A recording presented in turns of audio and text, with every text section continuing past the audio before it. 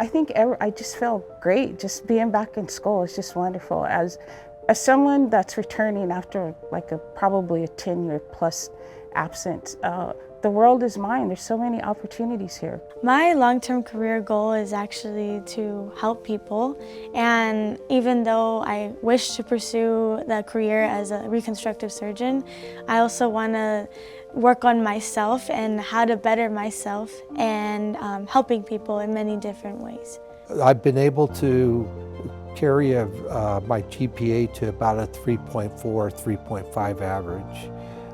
It kind of slipped a little bit last semester, but this semester I'm back on track to become a 4.0 student. I joined the Marine Corps in 2018, and then my first duty station was aboard Marine Corps Base Hawaii, and that's where I spent 3 years, and I got out as a corporal. So what I'm hoping to gain from being here would be an associate in engineering, and then hopefully transferring to San Jose State to finish a 4-year degree in civil engineering.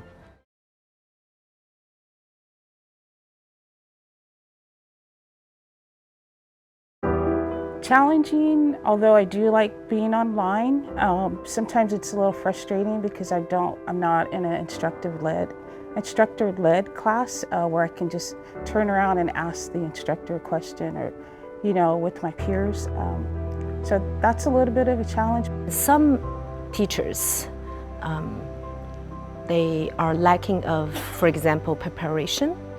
They leave video lectures online and kind of disappear, grading late or responding emails late. So that's a minor issue that I'm facing. I'm kind of stuck in the middle where my family makes a little too much, but it's obviously not a sufficient amount to even be paying for college. I was lucky enough to receive free tuition that last semester and this semester, regardless of income. I didn't receive anything for FAFSA, so honestly it helped me a lot. And having the student market helped me grab some things on the go, because I feel like I'm always busy and I forget to eat sometimes. So if I go to the market, I can get something for free as well. The first thing is the accessibilities of the buildings, especially the building, general building, the GE building. The doors are really not accessible for me, like to get in and out for the classes. So if those would be fixed, it would be the solution for me to easily get around the classes. In the technical stuff, like me, I'm one of these 59-year-old people that are coming to school, and the LRC is great down there. They help with the technical parts of the puzzle of, like today, we spent almost an hour and a half just trying to send a document, had to upload it and stuff to Canvas, and I think they do a great job down there in helping the students. But I think a lot of times some of the students, like myself, if you're coming from an Apple to an IBM, you might have some technical problems, and that's exactly what I've had to deal with in my years so far being here.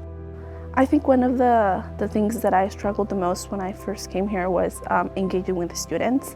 I did not have any knowledge on how to engage with domestic students, or in general with international students, anybody. I didn't know anybody when I came here. So I always tell this, that my first month in SJCC, I spent it alone.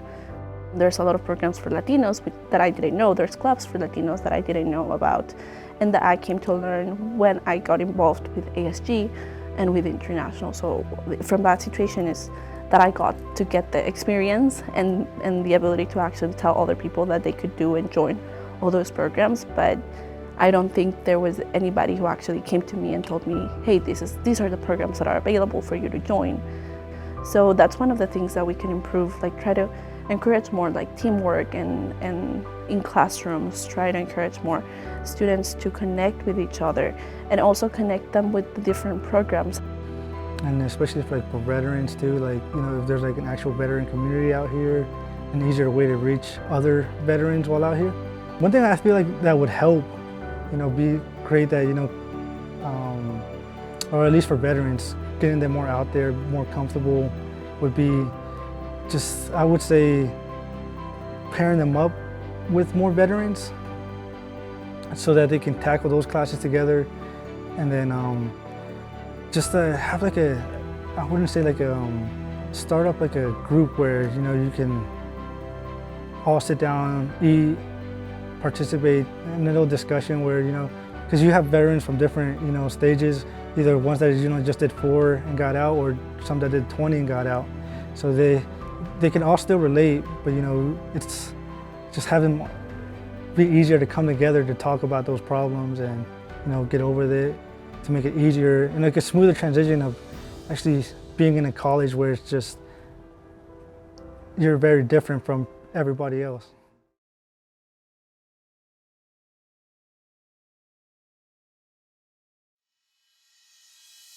The counseling staff, the faculty, they're very attentive. You have like a food program. They're really they're involved with the students and they want you to succeed. I've enjoyed it. I got a 2-year plan by my counselor, Miko. She's assured me that I'm on the right track. Another positive thing is that sense of culture, that diversity. I really enjoy seeing many different faces and coming from different backgrounds, and how it's so easy at the same time for students to come together and create amazing events. An example would be last semester ASG collaborated amongst other clubs to create a carnival, and it wasn't just, I'm also part of Metra, so I helped with the game booths, and I saw a collaboration amongst other clubs, and I thought that was so beautiful, and to see different communities come together to make one promise and fulfill that need for students to just step out of the classroom for once in a while and have fun. I was received with open arms with a lot of the staff members. There's this word, culture of belonging, so you get to feel that, like, that strong side of the culture of belonging when you connect with the staff members.